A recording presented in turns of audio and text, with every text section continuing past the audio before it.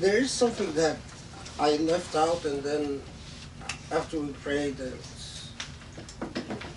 and I felt like I very bad about leaving it out. So before we do the Q&A, I have to tell you what it is. I mean, I just left it out for the interest of time. It's not like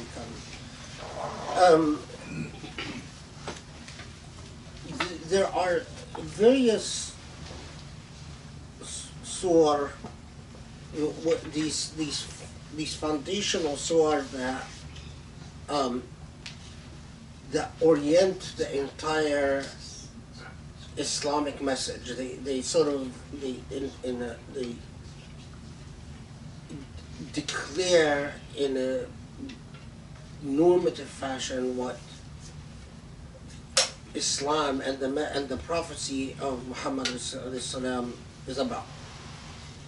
So we know that Surah Duha is one of them, but quite often in the context of commenting about Surah Duha, and I'm gonna just first read the Arabic for the interest of those who know Arabic, and then comment on it, where they talk about the fundamental role of the Prophet ﷺ as a prophet. So this is from Tafsir al-Maturidi, which is a good example of this. It says بعثه إلى الفراعنة والجبابرة الذين كانت همتهم قتل من خالفهم وإهلاك من استقبلهم بالخلاف حيث إن ربه قد خلقه وقال حيث بعثه إلى من ذكرنا من الفراعنة والجبابرة الذين كانت همتهم القتل وعادتهم إهلاك من خالفهم بلا أنصار ولا أعوان and so on. وهو ما ذكرنا أنه بعث إلى من همتهم القتل والإهلاك لمن خالفهم. So what he's saying is that when Allah is telling the Prophet ﷺ, no, I have not abandoned you, and in fact you are firmly on the path that Allah wants you to be. The question, well, what is this path other than the orphans and the needy and so on? What is it fundamentally about? And it's noteworthy that quite often the comment is that he was sent, like other prophets, to confront Jababira. Jababira are the oppressors. Jabbar and oppressors, the oppressors on earth. And al-Fara'ina, of course, it translates into pharaohs, but al-Fara'ina is any despotic ruler. الذين سيرتهم قتل من خالفهم. What is the earmark of an oppressive ruler is that they kill whoever disagrees with them or dissents.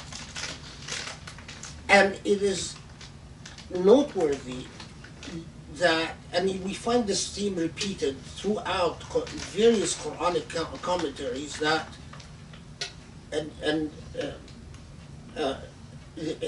that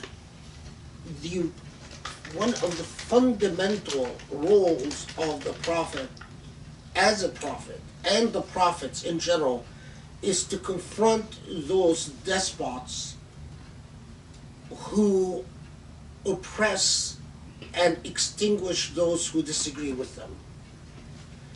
Now, this helps us understand the way that the Islamic message was, at least initially, understood as the task of the Islamic message. It is not to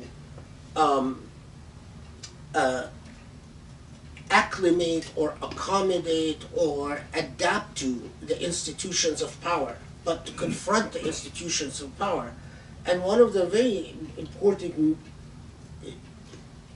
elements here is the Islam as a counter to despotism, which it's quite. I mean, it's remarkable that you find that the Islam emphasized today is an Islam that accommodates and does not challenge despotism, while the part of the Islamic tradition that, I mean, and commentaries on Surah Duha is a good example of that sees Islam as quintessentially a challenge to despotic, authoritarian, unjust rulers is marginalized and often ignored. That's the quote that I had omitted. Now we can do the Q&A. Okay. So we start with Q&A on Duha. If there's a, If there's any. So okay, why don't we take two at a time, and then thanks Anthony, and we'll work our way that way. So yeah, this is a question on Duha, but I guess sort of a Muslim legal question in general. And the question is, how are orphans actually defined? Like, what defines an orphan? Because I think, in America, like, for example, when I tell non-Muslims that the way I understood is an orphan is someone that doesn't have a father, they get a little upset because they're like, well, what if they don't have a mother? There's like a patrilineal thing. And also, like, I guess, if that's the definition, what does it mean to not have a father? Because, like, there's a lot of father absenteeism in this culture. Like, I'm a product of that. Or, like, I grew up without my father, but he wasn't dead. So, but it was effectively, it was like he was dead because he wasn't there. So, would people be considered orphans in that case? that's a good question. Amanda? So in one part you said that some believe that intercession is not possible in terms of like one person can't advocate for another for them to go to heaven. So then why are we encouraged to pray for people after they die? Yeah.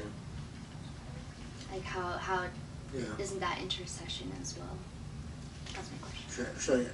Okay.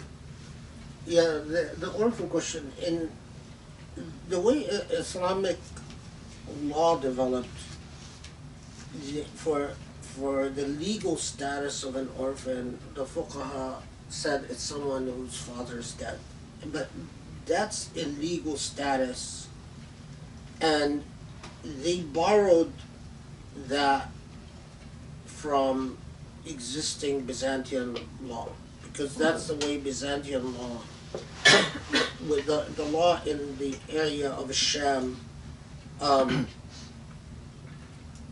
and as far as we know, even in Mesopotamia, in the Iraq area, but definitely in Sham, the way that orphans was defined, and it seems that the fuqaha, for legal purposes, that's the way they defined an orphan. However, it's noteworthy that, for instance, if you look in Tafsir al-Jilani or even in Futuhat al-Makkiyah by Ibn Arabi, Ibn Arabi is the one that comes to mind as like who addresses this quite explicitly. He says for the purposes of akhlaq, he sort of ignores the fiqhi definition of orphan, and then he says for the purposes of akhlaq, orphans are whoever does not have a protector in society. And he actually, it's interestingly, he comments that a wayfarer, Ibn Sabil, if the wayfarer does not have a protector, he becomes an orphan. Even if he's an adult? That's what Ibn Arabi is saying, that, it's basically whoever is عرضة للأهواء تؤتى به كيفما تشاء, is that whoever is rendered so powerless that anything can play with his affairs. I mean, anything can affect him back and forth. I don't think there's any reason for us to limit ourselves to the legal definition that says it's only a person who doesn't have a father.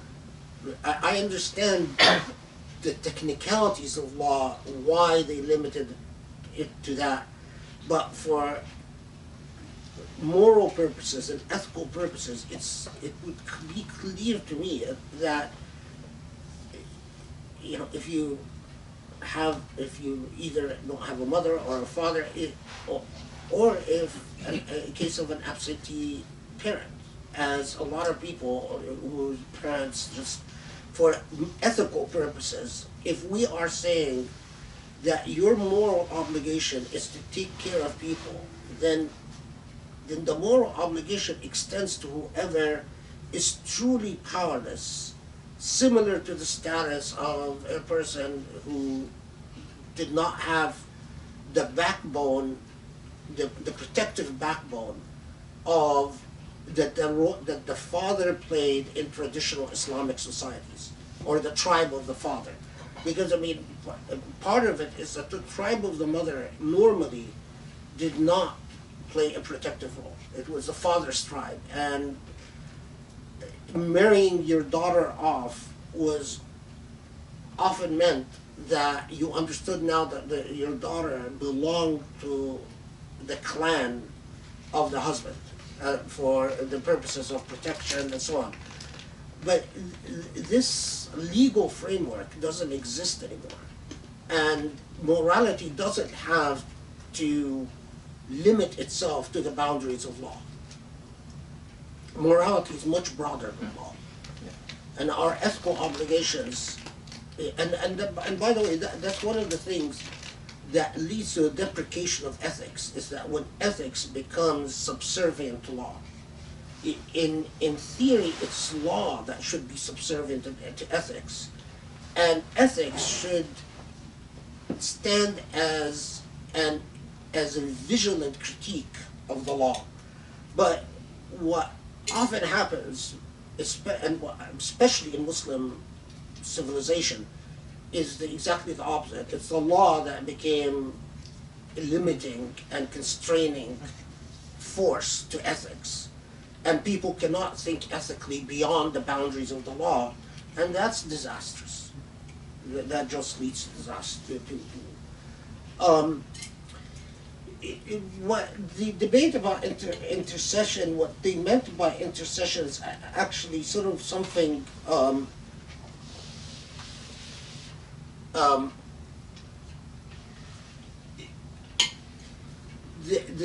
it's different from dua, where you ask Allah to forgive, for instance, your parents or your children, or because Allah answers the dua directly.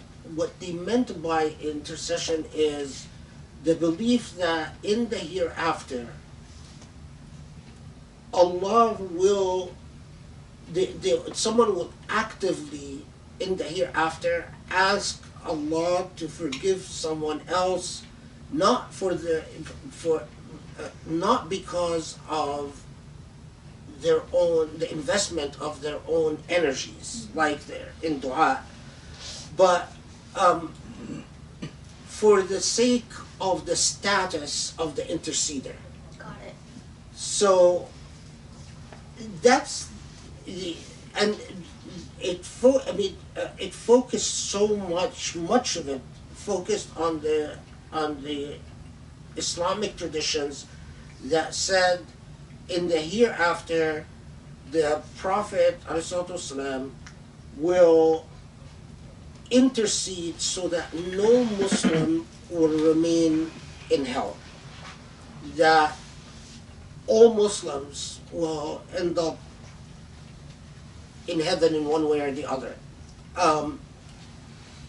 In theological debates, that Christians responded to this and said, well, you know, if your prophet is going to intercede on behalf of Muslims, then why do you have a problem with Jesus dying for our sins? It's the same principle. And the Mu'tazila in particular responded to this critique by rejecting the whole idea of intercession and said, well, all the traditions that talk about the Prophet interceding on behalf of Muslims so that they all end up going to heaven are fabricated and not authentic.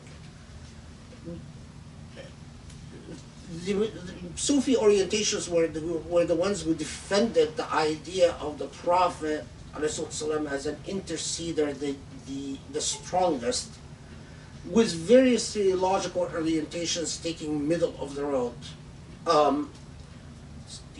Some saying yes, the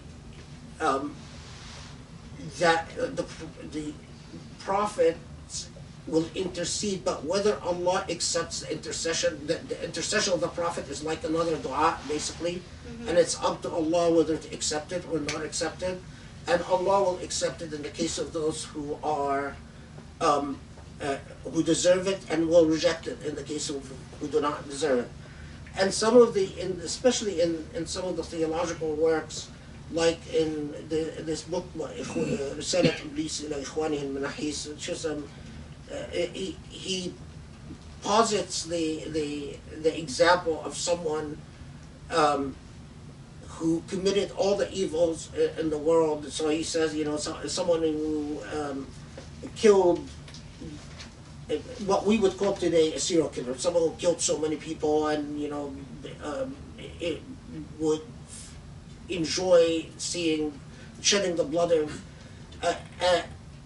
How could you possibly say that the Prophet will intercede on behalf of someone like that?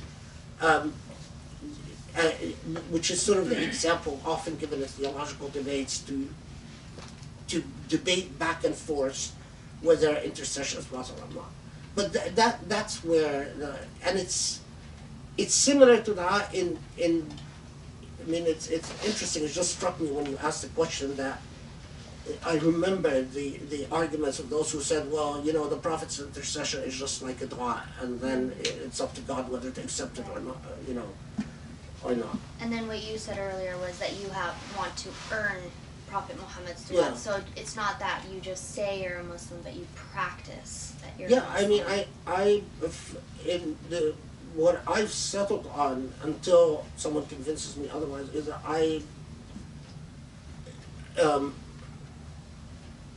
I know that how close the Prophet is to Allah, and one of my dreams is to meet the Prophet in the hereafter.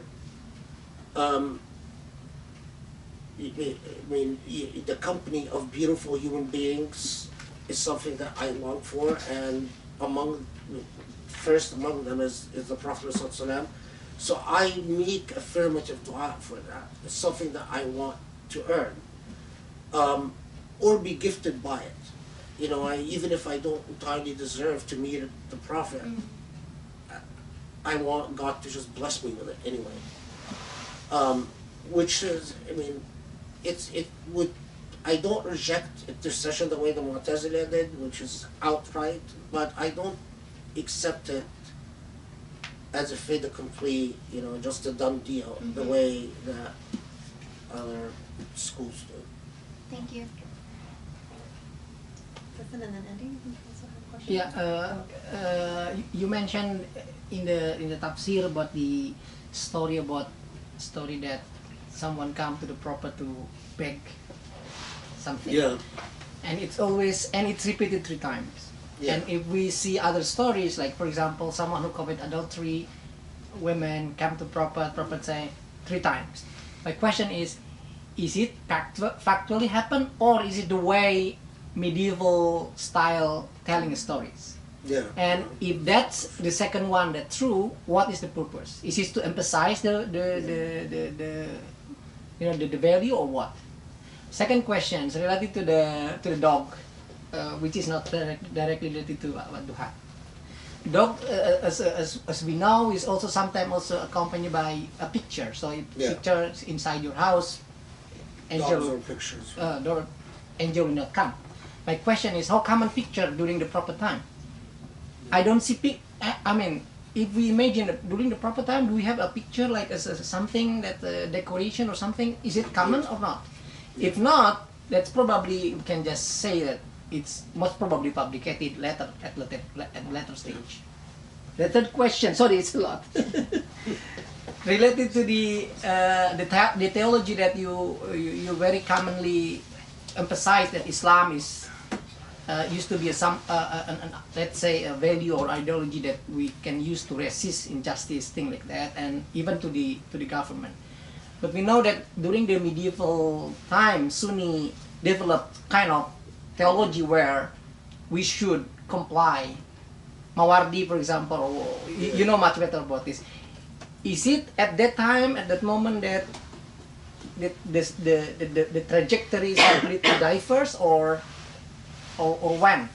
Yeah. To the extent that now we find scholar like you mentioned can accept even the most injustice rural, I mean kings or whatever. Yeah, yeah. Thank you.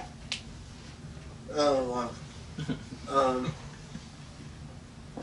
Okay, so first the issue of that 3 times. Yeah, that's a very common medieval way of saying stories, and it falls in the category of a topoi.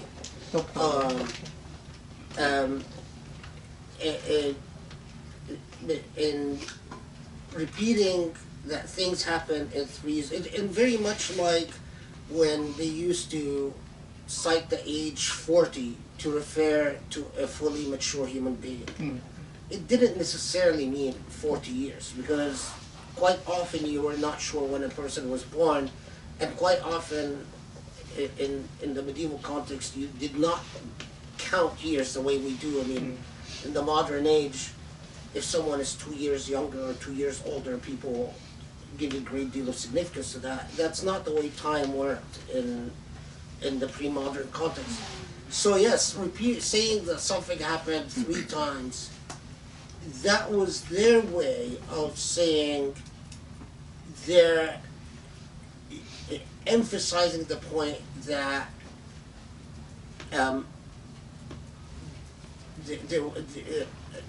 there was repetition. Yeah. And so it could have very well been that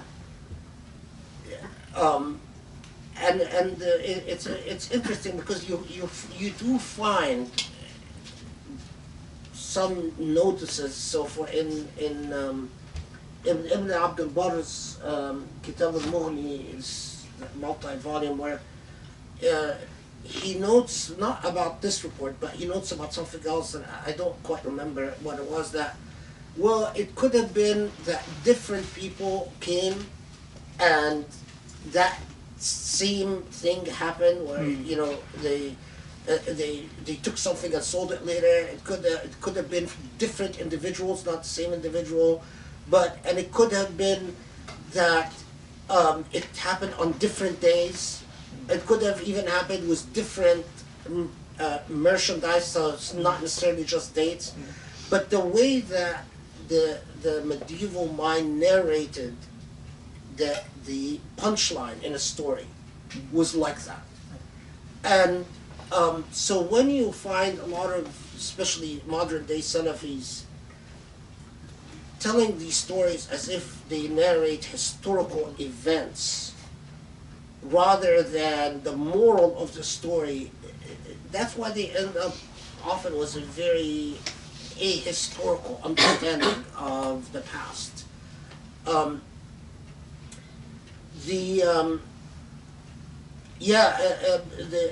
question about Surah, you know, it's very interesting because the only reference in the pre-modern medieval context to at-taswir was the taswir that is done when you build statues in the form of living creatures. And that's where you actually find like the word taswir used. So when you read these, like the hadith, like the story about that the angels came and said, we don't enter a home that has surah or a dog, I don't think that they were referring to what we today call paintings or drawings. I think they were actually referring to statues. Like pagan statues, or like No, like or actual just statues of like animals. Okay. things made. I mean, and I think not that I think that these traditions are that the angels actually said that, but I think that the people who narrated this had in mind, and then you could understand because dogs and statues played a part in the medieval imagination. They had a social function that was often complex and often fraught with mystery and terror and fear and anxiety and I mean you couldn't have a statue anywhere in the pre-modern world that didn't threaten to become the object of all types of superstition sooner or later. So yeah, when and interestingly, Sheikh Muhammad Ghazali, I once asked him. This was when I was still a kid. I mean, and he said the same thing. He said, you know, when I see these kids talking about Surah as in paintings, I think they completely misunderstood what these traditions were talking about, which is interesting. I mean, the years passed, and after reading all the material you read, I sort of came to the same conclusion that Muhammad Ghazali was probably right about this. The third question, you know, this is a really good question.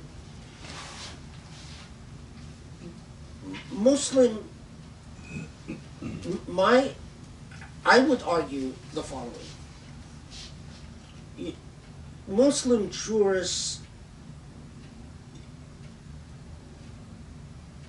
long after the fitna, long after the split between the Sunnah and Shia, they understood that as a practical matter, they might have to accept the Ashab al-Shawka, those who have Shawka, those who have power, that can enforce law and order as legitimate rulers after acclimating themselves to the idea that the ideal of Khilafah based on Bay'ah and Shura was dead and gone. Then they accepted the idea that, okay, the basis of illegitimate government is simply shawka, simply raw power. But in doing so, they were entirely in keeps and consistent with the way law and politics worked in the day and age. In other words, Machiavelli's attitude towards power was the norm. It was the post-Machiavelli people that broke the norm. And they broke the norm only in the aftermath of things like the Magna Carta and, you know, these massive historical developments that started entering. We romanticized the Greek tradition and imagined that law saw power as anything more than the threat of use of force. After the invention of democracy, we sort of reclaimed the Greek tradition and romanticized it to serve our mythology in favor of democracy. However, even people like Al-Mawardi never relinquished the ideal that oppression and despotism remains wrong. And that's the big difference between them and the moderns, is that I can, you know, you can find all type of jurists, including someone like Ibn Jama'ah, who, you know, says obey whoever is in power as long as they can enforce law and order. In their theological works, they always condemn Jabarut and Tughyan as immoral wrong and as a sin. And at the same time, as I argued in the Rebellion book, they never relinquished the idea that those who rebel against the ruler was a ta'wil. And the later one even said anyone that rebels against an unjust ruler صاحب ta'wil, does have a ta'wil. Those who rebel with an interpretation, because they could possibly be correct, then as a matter of law and order you cannot punish them in the you can't put them to death, you can't jail them, you can't. And that was a brilliantly legalistic way to dealing with power. You sort of recognize it as a necessity for law and order, but at the same time you undermine its morality as an ethical, at the ethical level. That's the big difference between them and the modern day jurists that inject despotism with a morality, because they don't say, well, although some of them do, let's obey MBS and we should obey MBS and CC and so on because they have the army and police on their side, but but they remain despots and they remain jababira and they remain unethical, in other words, and as a result say, well, you shouldn't you shouldn't accept gifts from them, you shouldn't accept judicial appointments from them. Jurists were well known for having this sort of complex dynamic relationship of because they would condemn Jababira in principle or sometimes refuse to accommodate them over this or that, they would end up being persecuted by them. The injecting of despotism with an ethical stature is what I find, I can understand someone who doesn't want to rebel because they think rebellion will lead to more bloodshed than not. But that's very different than saying that despot is fine in God's eyes. Or saying something like, طُوبَى لِمَنْ قَتَلَهُمْ وَقَتَلُوهُ, blessed are those who are killed by them or who kill them. As a lot, like Habib al-Jafri talking to Sisi soldiers said that. That's giving them a moral stature, and it's completely a transformation of the entire gist of what the message of the Prophet was about. But also, remember that, we in history, we elevated someone like Ibn Taymiyyah who cheered for rebellion, while Ibn Jama'ah till today has a bad name for failing to cheer for rebellion. So there's till today we talk about the rebellion of Al-Hussein and his massacre. And Hussein became a celebrated figure, even in Sunni Islam, until the current historical moment. For the first time, I find all these theologians who start talking about Hussein as having committed a sin, which is quite unprecedented. There are all these Egyptians now, and Syrians, and also Saudis. I found some Saudis and Emiratis who say, Muawiyah was superior to Hussein because Hussein committed the sin of rebellion. That's quite unprecedented. We don't have a precedent for that. Well, now we do. Well, now we do, yeah. I mean, تخطئة Hussein, or there's I forgot his name, the idiot Egyptian who. Some people get upset when I call people idiots. No, please keep going. Yeah, I only use that if you really earn it. The idiot guy saying that he, wants the Hussein Mosque in Egypt, the name changed because Hussein was a bad Muslim because he rebelled, and the Hussein Mosque in Egypt encourages extremism and rebellion, so we have to change the name. I mean, can you imagine? I forgot. He's well known. Is he a Salafi sheikh or a government? No, he's one of those government. He's bald. Well, all Egyptians are bald. He's bald.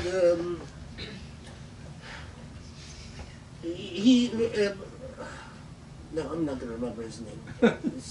I have a mental block. I can visualize his face, but yeah, I think I have a. If you want to know his name, inshallah, when I go home, I'll look him up because he got hammered by a lot of people for that. But of course, he's saying it. He doesn't care. He's saying it so the CC government would be happy with him. Is he like a talk show host? Yeah, talk show. عمرو أديب? لا أنيل منه. What I said is that Aniel is an Egyptian expression, like, I don't know, there's no translation. Worse? Worse, Yeah, but it's but not. worse and a much more derogatory. Worse, yeah. That's what Min was worse, but Yeah. Aniel Min, No hope. Does someone have a question over here?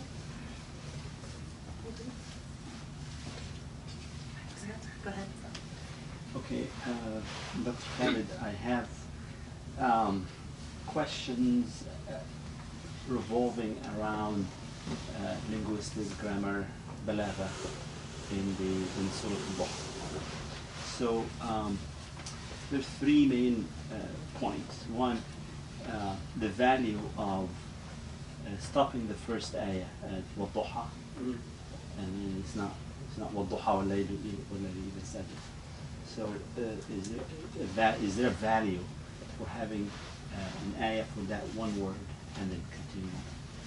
And that's one question. The second one is the al-fa in this surah seems to be very emphasized.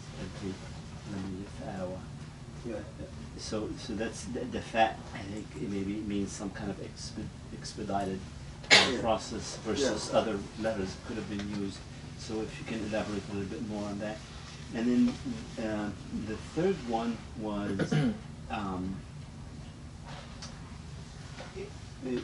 when the verse when it says أَلَمْ يَجِدْكَ يَتِيمًا, you would think فَأَغْنَاكَ وَوَجَدَكَ ضَالًّا فَهَدَاكَ. So there must be some kind of a value in moving away from the mukhatab. So these 3 points I just thought were kind of like stood out for me. Yeah. Oh, these are really good questions. Okay, so the first,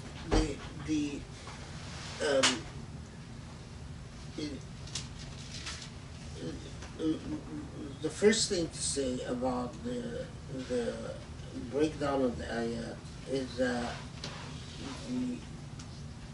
the specific, like وَالضُّحَى ayah, وَاللَّيْلِ إِذَا سَجَى ayah, it is ijtihadiyya, that it is not, it's like the names of the surah, it is not part of the revelation, but it was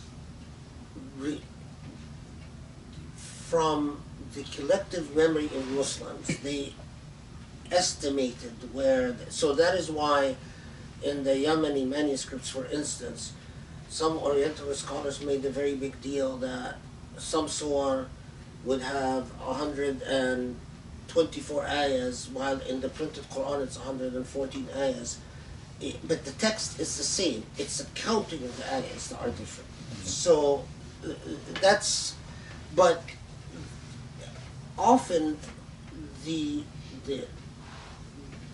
if in fact the reported breakdown of the way that the ayat are, if you imagine the ayat are like periods at the end of the sentence, if in fact what was reported is what was revealed.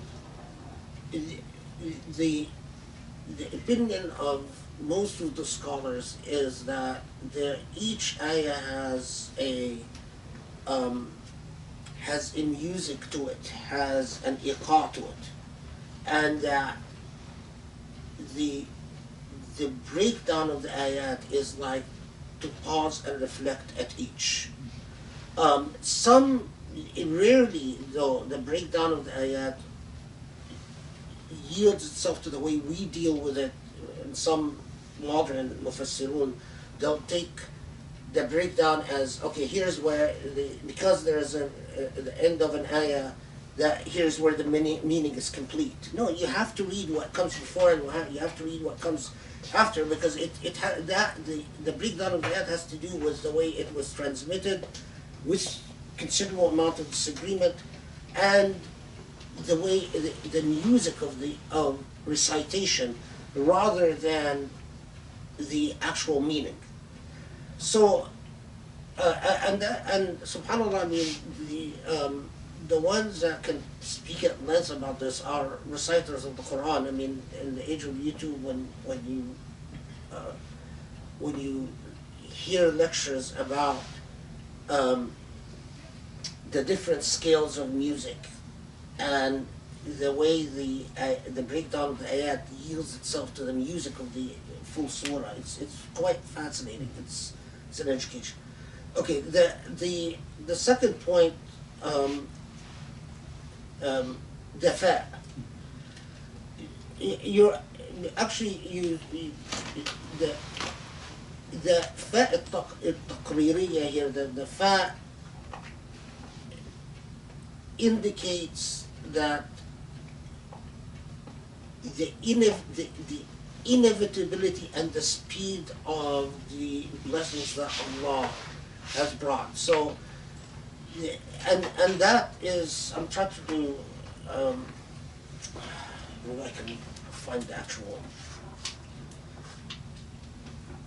that the results are that Allah has given the Prophet ﷺ are immediate, and you did not have to wait for Allah to yield these ni'am upon you. What I'm looking for is I want to the language that actually occurs about the fa, which is actually quite interesting.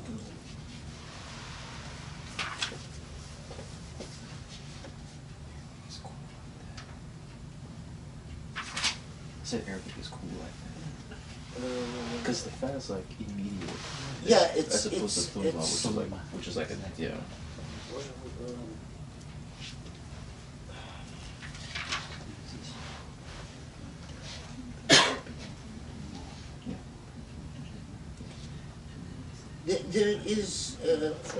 There is no I'm not finding it.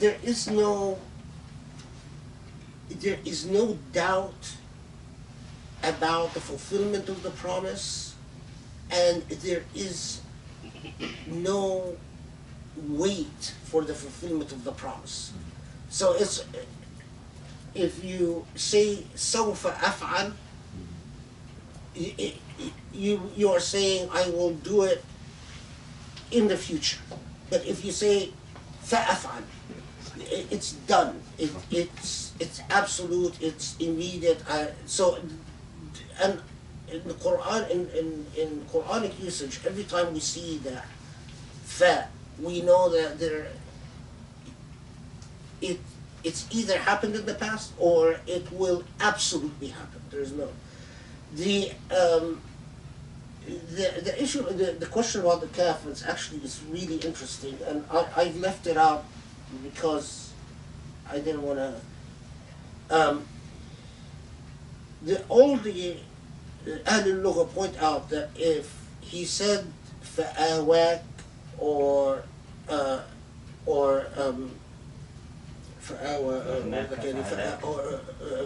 agnak, that if he used the kaf, then it would be limited to the Prophet والسلام, and only to the Prophet. But when you omit the kaf and you say fa'awa, then there is the implicit promise that the same result would be other than the Prophet. So, and again, if I knew that I would get this question, I would have copied the language. And this is sort of the subtlety in balagha. If you want to imply that I've done Y for X, but I would also do it for other than X, then you omit the kaf. I mean, these little lata'if throughout the text of the Quran are quite remarkable. And so we know the relevance of this surah to not just the Prophet ﷺ, but to all of us. So for instance, imagine if Allah would have said, imagine if Allah would have said, وَلَسَوْفَ أَعْطَاكَ رَبُّكَ فَأَرْضَاكَ. Then khalas, then it wouldn't apply to any of us. But many of us feel a level of consolation when وَلَسَوْفَ يُعْطِيكَ رَبُّكَ فَتَرْضَى. We implicitly feel that it is addressing us, that if we are with Allah, Allah will give us until our hearts become satisfied, our hearts will become soothed and at peace. And that's the beauty in where the Prophet ﷺ is addressed, but at the same time, what is being said applies to all Muslims. So yeah, that's really good points. I know, let's give Adi I have a general question related to the pictures with animals. So should I ask later? Go So ahead. we move to And then- Beyond the Duha, or are we is still? your question about the still of the It was, I had two Duha and then one general about the power issue we were talking about. Okay, so why don't you start with the Duha? Just two with the Duha. The second verse, وَاللَّيْلِ إِذَا سَجَى. When is the layl sajah? Like, is there a point in time? Like, how many hours after? Is it immediately after Maghrib that it's sajah, or is it like midnight, or when is? Sajah is anything that settles and becomes and overtakes. So, and interestingly, if you say like sajah al-bahr, that means that the sea has become calm and uneventful. So sajah al-layl, there is no point except, so one of the interesting things that you find in the literature is, can you say sajah al-layl fi laylatin qamra, in a moon, in a night where you can see the moon and the moon is shining its light, can you say the night sajah al-layl, the night has settled? It's interesting because some poets say no, some poets say yes, or I mean they cite poetry back and forth about it. But I don't think it has anything to do with light. I think it be at the point that you no longer see the sun and it's clearly the night. Yeah. That's the sajah al-layl. That's sajah. Because I know in English we talk about still nights when it's usually related to human activity or lack thereof. So like I'm from the country. So like we could see all the stars or whatever. So when there's nobody out and it's just a stillness, we usually talk like that. But I wasn't sure if it was referring to that or if the Arabs had a specific time where it was like, this is when the layl is settled or whatever. I mean, the poetry that because that expression or that word sajah is used in pre-Islamic poetry in the context of sea, in the context of the night, in the context of the eyes or jufun, and it refers to state rather than a time. Okay. Yeah, state. Okay. And I had a quick question about. And that's why some people thought when he said, ladies, it refers to death. Oh, okay. That Duha refers to the power of light and the energy of light. Wasajal light refers to when they're, it's all gone. And I had a quick question about orphans and I guess adoption, because one thing that I was kind of taken aback by when I did convert was the kind of hesitancy to adopt orphans, and I thought it was kind of weird that a religion wherein the Prophet was an orphan would have kind of this weird stance about adopting orphans, and I was wondering, and I'm always have heard many reasons as to why about awra and all that kind of stuff, and you make someone that you can make them non-awra if you give them the milk or some weird thing like that. So I was curious as to yeah. So I was curious as to because I mean from an ethical point of view, it always seemed to me that like why wouldn't you like adopt and take someone in? I mean, I guess you can't really change someone's lineage or anything like that, but I don't know. I was just curious about the differences of legal opinions in terms of actually adopting. The issue that the Quran says that don't change their names. Call them, preserve their real names. Yeah. Now, of course, the problem is that twofold. At the time Islamic law was developing, people knew which kid belonged to which family. I mean, I have tried to find a precedent or a fatwa in the pre-modern age where a kid, where you don't know the kids, this kid belongs to which family. So what if you find a child, like the street children in all over the Muslim world, you don't know their father's name. I mean, right now, the way modern Muslims read the fiqh tradition, even when you find a street child and you don't know his father's name, they still won't give him their own name. While that doesn't make any sense. I mean, it's one thing when you say, I know who your father is, and don't change the last name so that you preserve the lineage. But it's quite another when, as happens all the time, you don't know, they don't even have a last name. And then Muslims still say, well, no, we can't give them our last name, we don't mix lineage. But the other thing is that lineage in the pre-modern world meant a great deal. The ansab meant a great deal had numerous repercussions and implications.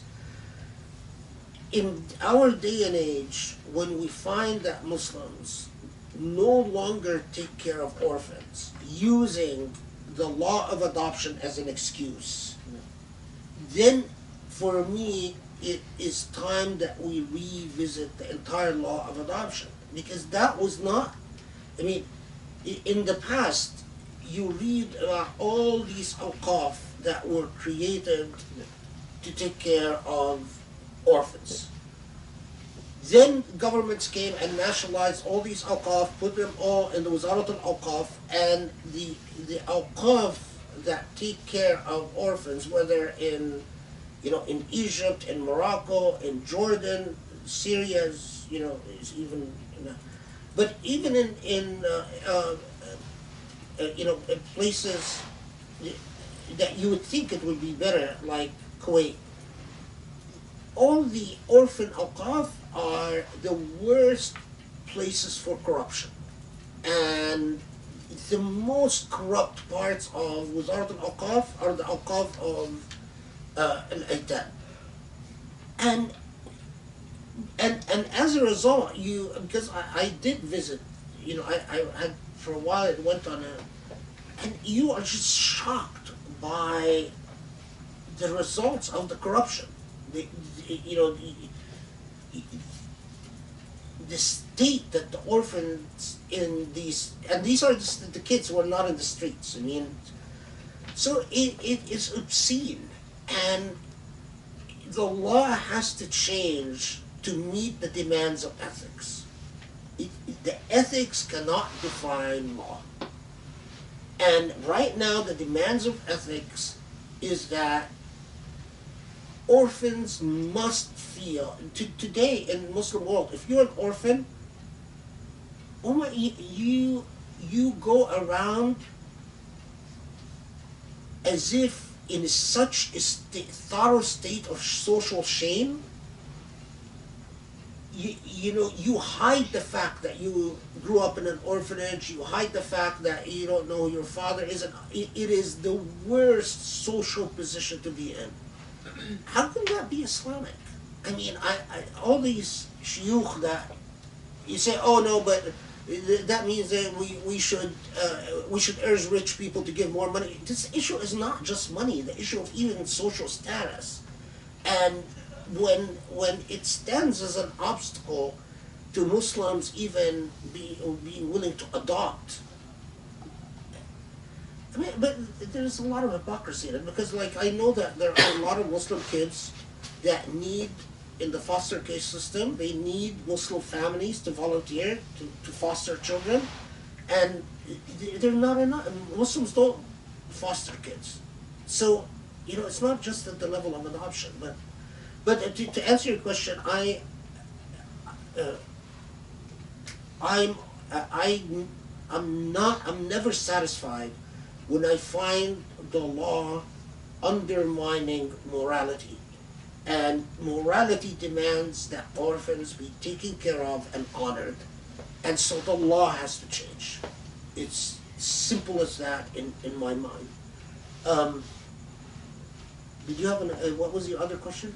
It was about this, not related to Duha, but it was just about, I guess, what should, as modern Muslims, what should our relationship to power be? Because I often sort of struggle with it. Even I'm not like a religious scholar, so I guess the nature of the answer to that question is different for a lay Muslim vis-a-vis like a scholar of the law. But I kind of find myself grappling with that because I kind of see, at least in modern terms, almost most political institutions being necessary evils in a way, for the reasons that you mentioned earlier. But I kind of struggle with how to, knowing what I do know about Muslim history and the relationship that our ulama did have with the state, quote unquote, for lack of a better word, I sort of struggle with what to do with that in the modern context.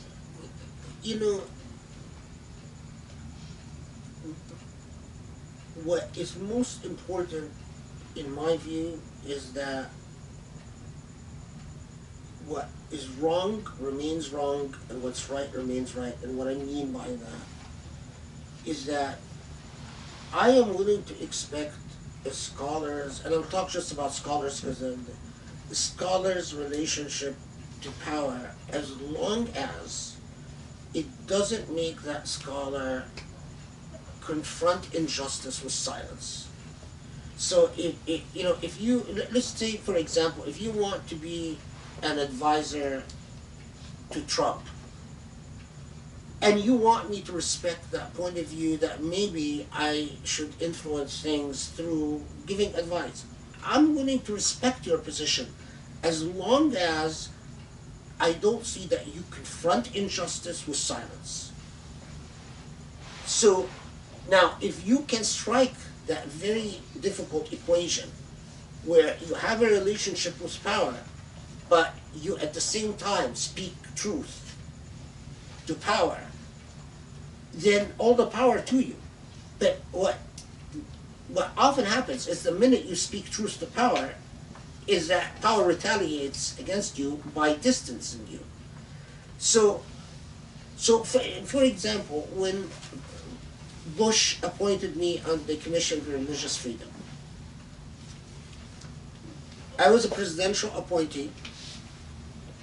I was serving on the commission, but very quickly it became obvious that this commission focused on situations where Christians were persecuted around the world, but was completely silent about situations where Muslims persecuted. So I confronted that with speaking my truth. That, I mean, I'm never going to be another presidential appointee. That just, it's forgot. It was, but let's assume, for sake of argument, that I would have gotten to speak my truth, and they would have continued to have me a commissioner. I don't see a problem with that.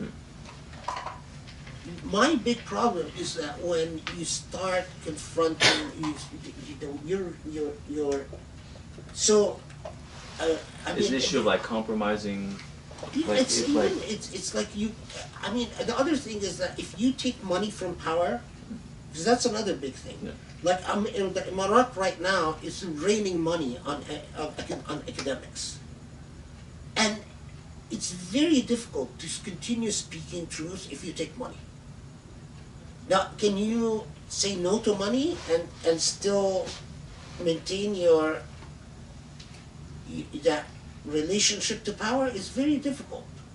I mean, so recently I noticed, like when the first day of Eid, when the Aqsa Mosque was, the surrounding the Aqsa Mosque was stormed, and the Israeli police came and they were beating people after Eid prayer and emptying the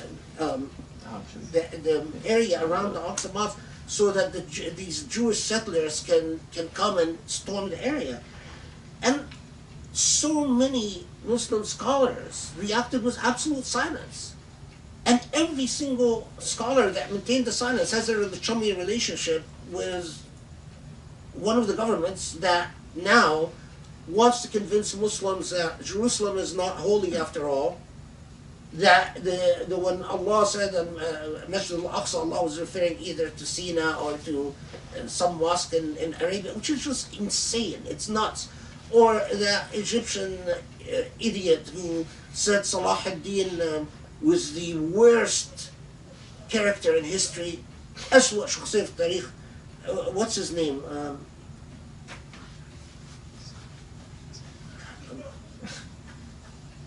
Zidane. Yusuf Zidane. I mean,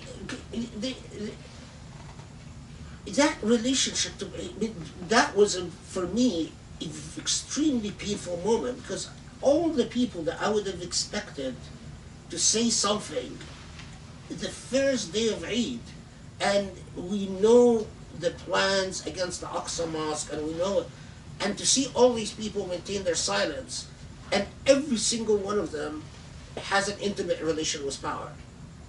That goes beyond the pale. Now, if you can somehow have a relationship with power and still speak truth, then all the power to you. But that's a very rare individual. I mean,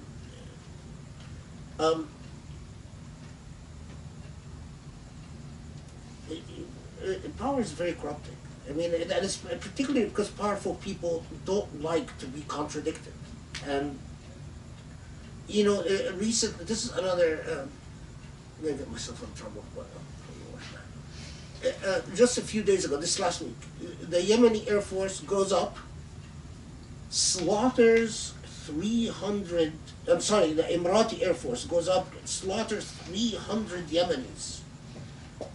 Emirati-backed forces goes, I saw the video, just, you don't want to, they go into hospitals, drag wounded soldiers, and shoot them to death. And nothing.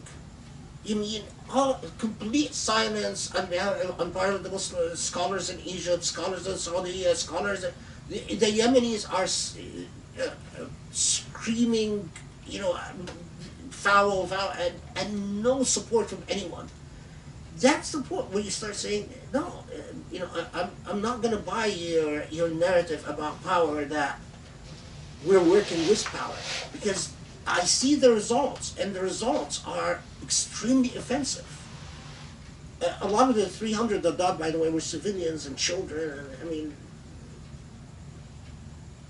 Muslim life has to be worth more than that. The way the world is positioned right now, it's as if Muslims have no value. I mean, anyway. I have a quick follow-up question regarding animals and pictures and its totally statute in the Hadith. I'm just wondering if those animals or dogs or whatever, it has resemblance to like deities, like Anubis or Bobabet in Egyptian, or like the Galana in Sumerian, or a Hanuman in Hinduism. So it's more about like the angel wouldn't come in if the people inside still acknowledge or recognize deities other than God Almighty. I mean, correct me if I misunderstood your question.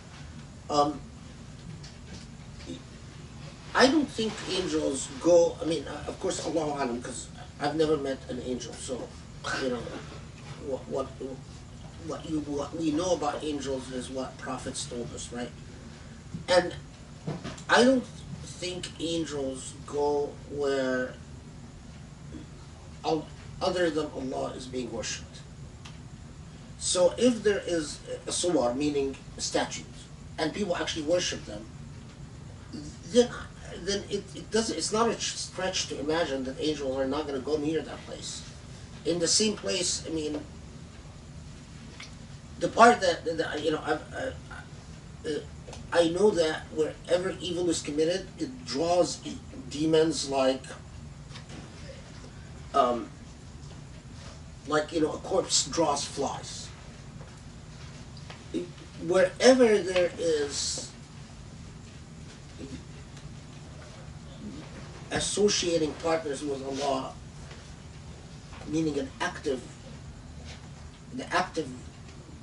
act, or the active energy of worshipping other than Allah, or revering other than Allah, then obviously you can't expect the blessings of angels. But, you know, drawings and photographs, that's not what is intended. I mean,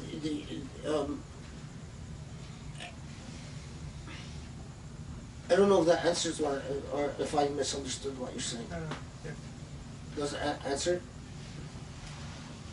Sort of, because I think you mentioned that it's probably statue, because during the time of the prophets, drawings or pictures doesn't exist yet. Yeah. So it's probably someone has like a statue or just resembles a dog. They'll be like more similar to like an Anubis deity, or Yeah, like I mean, any other animals. You know, there is, you know, there is in medieval narratives,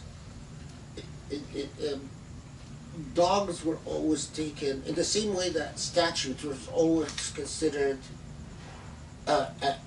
for an idol that was the object of reverence and worship.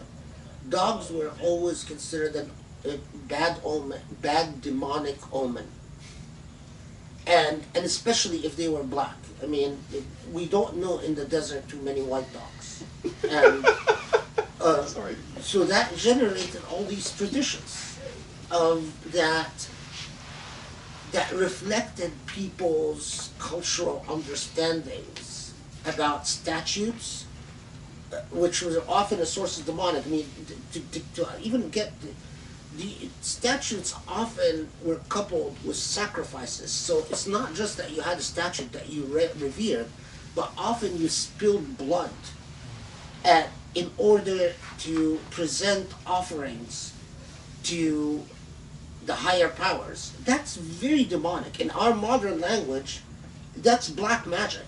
I mean, you want to really bring a demon into your life? Bring something that resembles a statute form and spill blood at the altar. I guarantee you, your home will be haunted with a demon in no time. So it doesn't surprise me that, you know, it terrified, but for us to translate these things into all suwar means a picture. A dog, we strip it out of its historical context and really think that angels will be chased away by what God created. And God created as entirely domesticated and entirely dependent on human company. It's a complete stretch. I just don't buy it. Okay, we are at 9:28. Any more? Any other comments, questions? I guess I could still have. Yeah. We have a. I have another question if nobody has. Okay. Or later. Or The maybe reason I keep looking at the book, just so I read a very nice quote. I think it was in Razi about the calf, and I wanted to quote it, but I might have not brought the book with me. About the absence of the calf. It was a very nice, eloquent quote. So why don't you ask your question and then, but the professor has the option to defer till next time. Yeah, sure. I'm just wondering if it's a fabricated hadith or not. I was reading an article not too long ago, recently actually, about an hadith that says, whoever says the people are ruined, it is he who has ruined them. Is that accurate or is that fabricated? Is there any like? No, Yes, this hadith was narrated through various different isnads. It doesn't, I mean, some of the isnads are problematic. Allahu alam, but as far as I know, from what I can remember, it's probably more on the authentic side. That is probably the gist of what the Prophet was, because it was reported by a number of people and through different venues. And now whether the Prophet said these precise words or something to that effect, but the gist, because there are different versions also of it, and that's one version. That if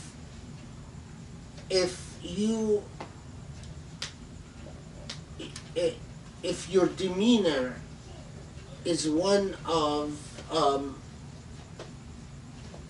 a hopelessness and condemnation towards your ummah, then you are part of the problem.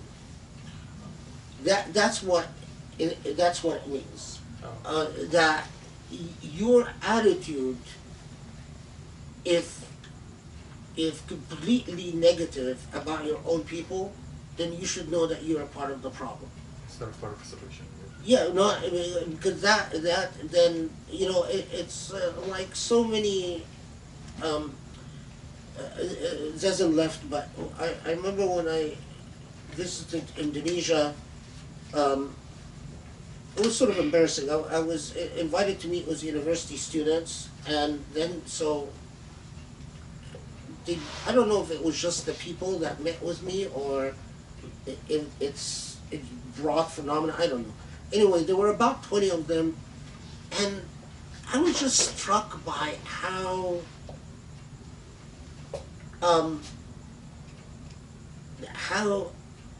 sour and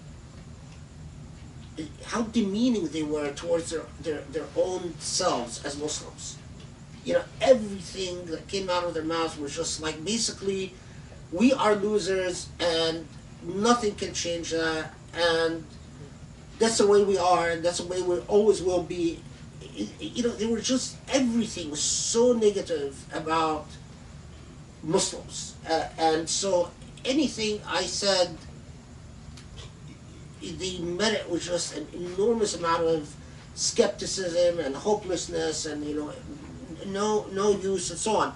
And I remember I cited this hadith to them, and then shortly after I stormed out of the class, and that's why it became sort of a. It actually was written in the paper the next day that I stormed out of. Yeah, so I mean, definitely that type of attitude could very much be a part of the problem, especially if that's all you do is constantly condemn. So. Did you find what you were looking for? It's. I don't think I brought the book, but it's basically said what I said, but in a far more eloquent way. That the existence of the calf was limited to the Prophet, but when you take out the calf, then it applies to. But it was just a very eloquent passage that I don't think I brought the book with me.